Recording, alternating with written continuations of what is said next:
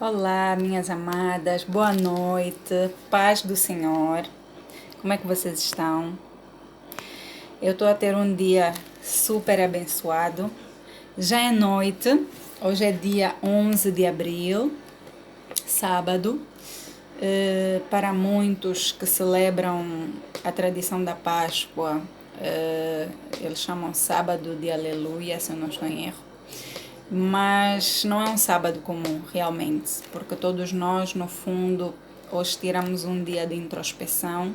E eu tive um dia assim, um dia de introspeção, e eu não podia deixar este dia terminar sem, sem parar para falar algumas palavras daquele que é o centro do Evangelho. E o centro do Evangelho é Jesus. E eu venho hoje, nessa noite, sem que o dia acabe, sem deixar o dia acabar, eu venho nessa noite para falar um bocadinho de Jesus Cristo. Ele é o autor, ele é o consumador da nossa fé. E hoje eu tirei um tempo para ler um bocadinho sobre aquilo que Jesus fez, aquilo que Jesus representou de facto na vida de algumas pessoas e de algumas mulheres.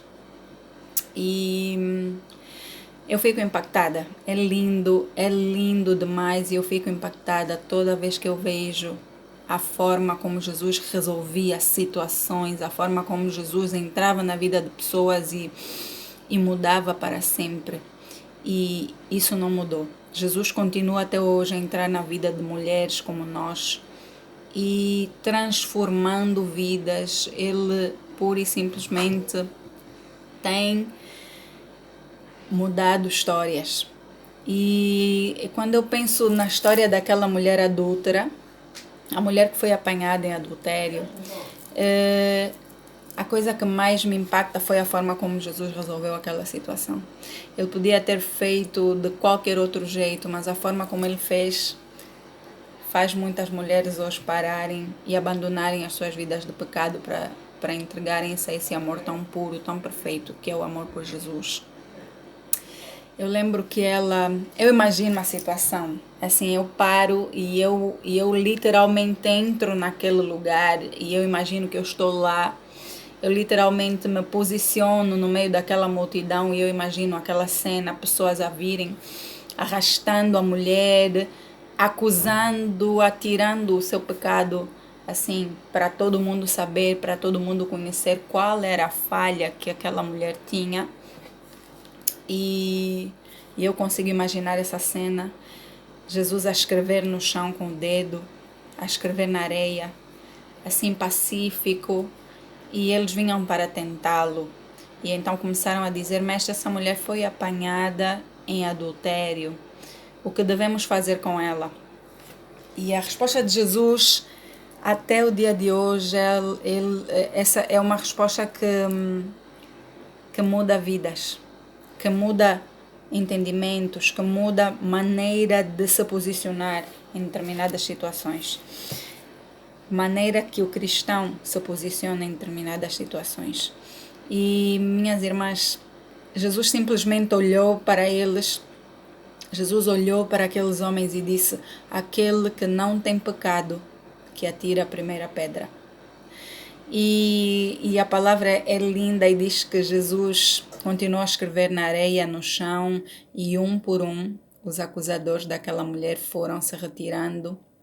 Os acusadores daquela mulher foram um por um, começando do mais velho até o mais moço, todos foram se retirando e ninguém fez nada com ela. E Jesus parou, olhou para aquela mulher e perguntou: mulher, onde estão os que te acusavam? E ela respondeu: mestre, foram-se todos embora. Foram-se todos embora. Ou seja, nenhum deles se sentiu digno o suficiente de atirar a primeira pedra. Essa que é a verdade. Todos tinham pecado e todos tinham consciência do seu pecado. E então foram-se embora. Não tiveram mais argumentos. E Jesus disse: nem eu te condeno, nem eu te acuso. Deixa o pecado, não tornes mais a pecar e vai-te. Então Jesus despediu aquela mulher, mas o que ele não compreendeu é que ele mudou a vida dela para sempre. O que ele não compreendeu é que ele mostrou-lhe um perdão que ninguém lhe mostraria e um amor que em nenhum lugar ela alcançaria. Então, é desse Jesus. É desse Jesus que nós estamos a falar. Esse é o centro da nossa fé. Jesus é o centro do Evangelho. É desse homem cheio de amor, é desse homem cheio de misericórdia, é desse homem que conseguia resolver situações, mudar histórias, mudar vidas quando ele esteve aqui na Terra. E é sobre ele que eu quero falar. O tema que nós vamos abordar hoje, eu acho que é muito apropriado para a data, e é Jesus vive. Jesus vive. Amém? Jesus vive. Jesus não está morto. Jesus não morreu. Todos os grandes líderes que passaram pela humanidade, nós sabemos onde eles foram sepultados, nós sabemos onde encontrar os seus restos mortais, nós sabemos que eles morreram, mas não ressuscitaram. Jesus tem uma particularidade. Jesus é o único, o incomparável, porque Jesus ressuscitou. Jesus vive. Ele está vivo, ok? Até o dia de hoje.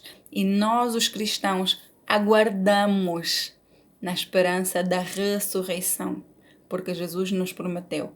Então vamos ler um pouquinho os trechos que eu separei da Bíblia, que eu acho bem interessantes para nós analisarmos nessa noite, amém? Aleluia.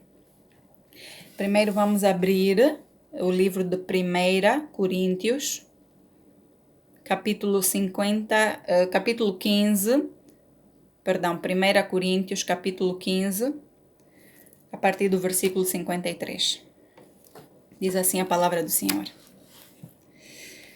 Pois é necessário que aquilo que é corruptível se revista de incorruptibilidade, e aquilo que é mortal se revista de imortalidade. Quando, porém, o que é corruptível se revestir de incorruptibilidade, e o que é mortal se revestir de imortalidade, então se cumprirá a palavra do Senhor que está escrita: a morte foi destruída pela vitória. Onde está, ó morte, a tua vitória? Onde está, ó morte, o teu aguilhão? O aguilhão da morte é o pecado, e a força do pecado é a lei.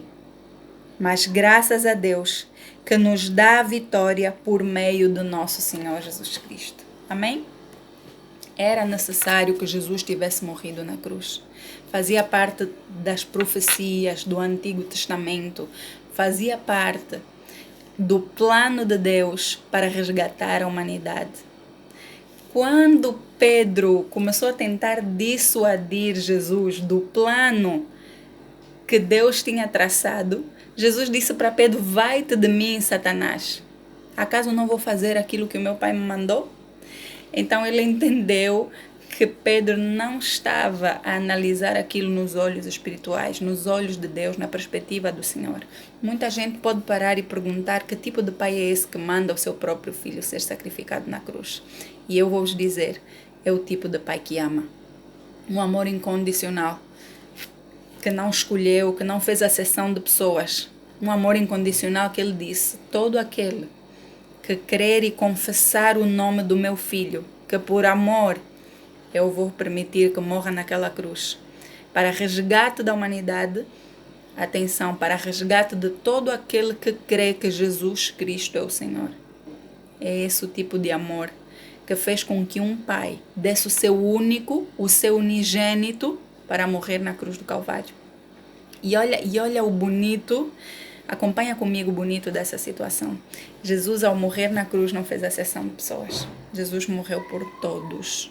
Jesus foi crucificado com 2 assaltantes, 2 homens que não tinham boa reputação, 2 homens que podiam ser assassinos, podiam ser assaltantes. E um teve a oportunidade de confessar Jesus e ali mesmo na cruz foi salvo, e o outro continuou negando. Então, tudo depende de você e de mim. é uma escolha, é um livre-arbítrio, mas é preciso que essa escolha seja feita, amém? Jesus disse que daria a vida por todos aqueles que nele viessem a crer, ok? Então Jesus morreu por aqueles que decidirem crer, não por santos, não por perfeitos. Jesus morreu por pecadores. Isso é o bonito do Evangelho. O Evangelho não escolhe pessoas, não escolhe os perfeitos, não escolhe os santos, não escolhe os eruditos. O Evangelho é o contrário de tudo isso. Então Jesus precisava morrer na cruz para resgatar pelo seu sangue, para resgatar aquilo que se havia perdido. E quando Jesus o fez, e aí entra a beleza do Evangelho, a morte não conseguiu reter. Então a passagem aqui diz: tragada foi a morte na vitória. Onde está, ó morte, a tua vitória? Onde está, ó morte, o teu aguilhão? Não tinha como. Não foi possível reter Jesus. Amém, minhas amadas? Essa é a nossa esperança. Essa é a esperança da mulher que ora, da mulher cristã, da mulher de fé. O que nos move, o que nos dirige, o que nos direciona é um sentimento maior, é um sentimento mais poderoso de que um dia Jesus ressuscitou. A morte não teve poder sobre ele. E nós temos a promessa da ressurreição, juntamente com Cristo. Vamos abrir uma passagem. Atos capítulo 2, versículo 24. Atos 2, 24 diz assim. Vamos ler um pouquinho, amém? Vocês vão entender um pouquinho melhor aquilo que eu vos quero dizer. Mas Deus, vou começar no versículo 23. Este homem lhes foi entregue por propósito determinado e pré-conhecimento de Deus, e vocês, com a ajuda de homens perversos, o mataram pregando-o na cruz. Mas Deus o ressuscitou dos mortos, rompendo os laços da morte, porque era impossível que a morte o retivesse. Aleluias! Vou continuar mais um pouquinho.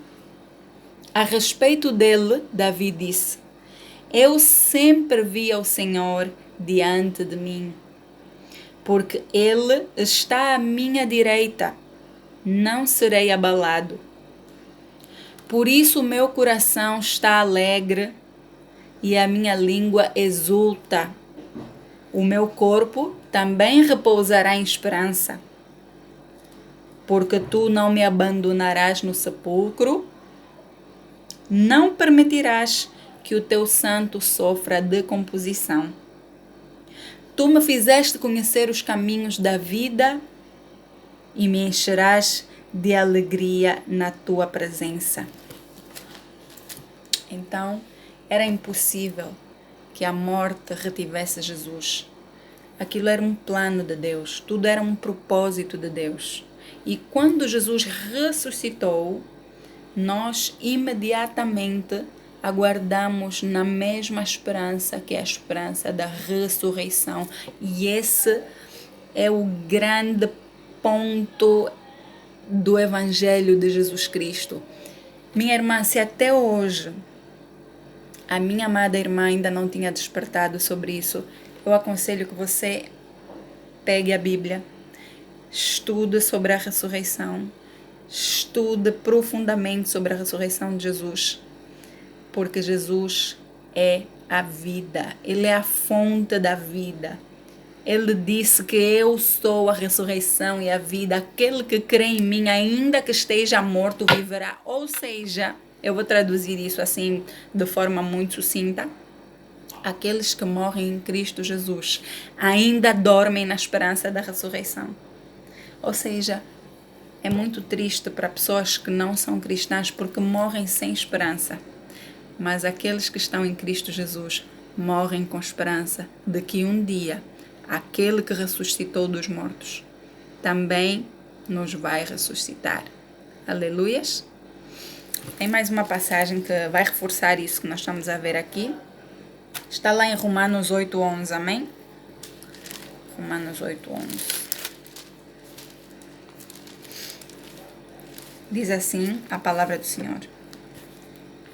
E se o Espírito daquele que ressuscitou Jesus dentre os mortos habita em vocês, se habita em vocês, aquele que ressuscitou a Cristo dentre os mortos também dará vida aos seus corpos mortais por meio do seu Espírito que habita em vocês. Então, se nós cremos que Deus cumpre as suas promessas, que Deus é fiel, essa deve ser a esperança mais enraizada na vida do cristão. Isso é que faz com que Jesus Cristo tenha sido diferente de todos os profetas, de todos os líderes religiosos que passaram pelo mundo. Jesus ressuscitou. E nós, aqui diz, nessa passagem, Romanos 8, versículo 11. E se o Espírito daquele que ressuscitou Jesus dentre os mortos habita em vocês, amém? Aquele que ressuscitou a Cristo dentre os mortos também dará vida aos seus corpos mortais. Então, nós aguardamos na ressurreição dos últimos dias. Aleluias. É claro que eu creio que Jesus ainda pode ressuscitar pessoas se Ele quiser. Durante o seu ministério aqui na terra, Jesus ressuscitou Lázaro, Jesus ressuscitou o filho daquela mulher viúva que tinha um filho único. Jesus operou milagres da ressurreição. Até os apóstolos de Jesus operaram milagres da ressurreição. Entretanto, o grande foco aqui, por isso é que eu creio plenamente que se ainda hoje Jesus, para a glória de Deus, decidir usar um servo para ressuscitar alguém, amém. Eu não duvido, porque a fé é justamente a certeza daquilo que não se vê, amém? Daquilo que se espera e do que não se vê. Mas o foco principal do Evangelho, da nossa fé, é que nós vamos ser como Davi, vamos falar como Davi disse, nós não vamos dormir sem esperança. Porque o Senhor prometeu e Ele vai cumprir, ok? O mesmo Espírito que ressuscitou Jesus Cristo, esse é o mesmo. Para aqueles que têm Jesus, para aqueles que creem em Jesus, também nos ressuscitará a nós. Então, vamos nos agarrar-nos a esta esperança, vamos agarrar-nos 100%, porque nós temos algo que mais nenhuma religião do mundo tem. Nós temos um Deus, nós temos um Senhor que ressuscitou. Jesus Cristo é a nossa esperança. Ele vive, Ele é fiel, Ele voltará e aqueles que dormiram em Cristo Jesus ressuscitarão. Para a ressurreição dos últimos dias, ressuscitarão. Creia nisso simplesmente. Então, hoje você vai dormir com duas certezas. Primeiro, a cruz está vazia, mas o trono está cheio. Eu vou repetir, minha irmã. A cruz está vazia. A morte não conseguiu prender Jesus. A cruz não conseguiu prender Jesus. O túmulo não conseguiu prender Jesus. Mas o trono está cheio, porque Ele está sentado à destra do Pai. E de novo há de vir em sua glória para reinar. Aleluias. Então, tenha um dia, uma noite super abençoada, cheia de paz, porque você tem Cristo. Então não interessa aquilo que possa acontecer, não interessa, seja o que for que aconteça, nós temos essa esperança. Por isso é que nós somos diferentes, por isso é que nós não vivemos como religiosos, nem numa religião, mas nós vivemos numa fé transbordante, viva, poderosa, eficaz, que opera até o dia de hoje. Amém? Deus vos abençoe, amo-vos muito, Jesus ama-vos muito e que o Senhor nos dê uma Páscoa muito abençoada. Amém? Deus vos abençoe.